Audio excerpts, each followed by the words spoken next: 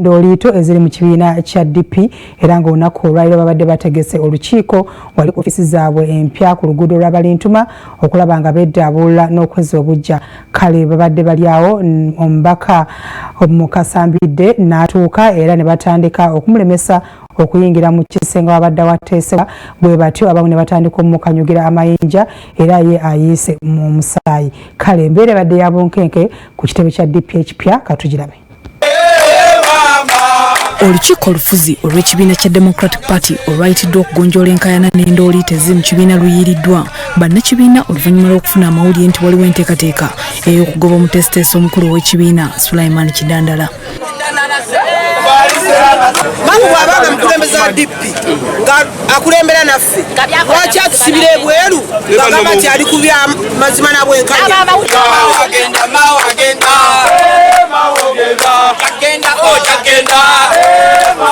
Enkyala leero abakulu ku lukiiko olufuzi baakedde kubissaamu ngatto okwolekera ofiisi z'ekibiina empya ezisangibwa ku luguudo Balintuma ng'eno beegattiddwako abawagizi b'ekibiina embeera n'esajjuka.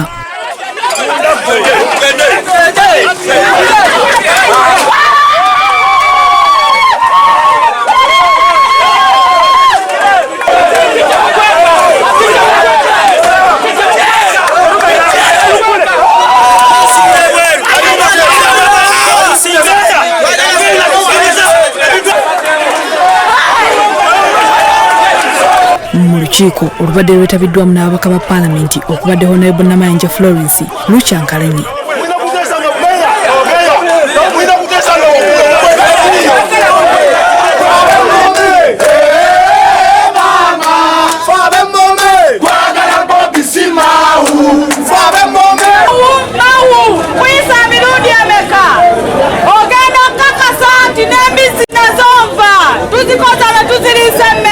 You are executive member. Exactly. Very good. Yeah. So they are in the meeting.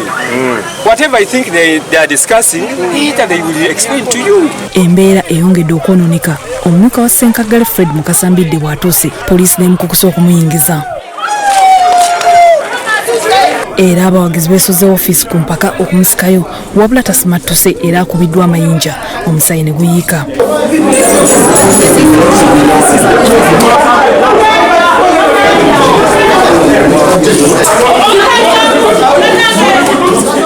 Mu mbeera eno abawagizi bagamba ekibayisiza olutuula luno be bakulu abafuuse bannatagambwako ng'olwaleero baagadde ensonga zonna ezisumbuwa ekibiina ziggweeraawo.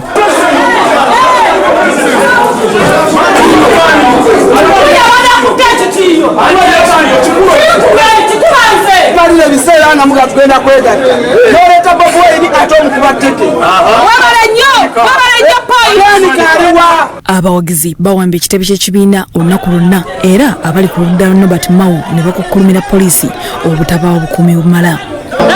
Nange mbitegeredde wano naye nze kyennenyaamu embeera genze esajjuka olukiiko lwabadde luyimirira.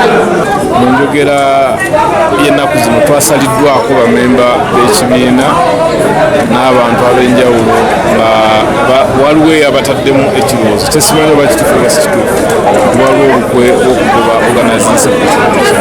Bikusakiddwa Naigarita, Crosso TV, Omunnyo.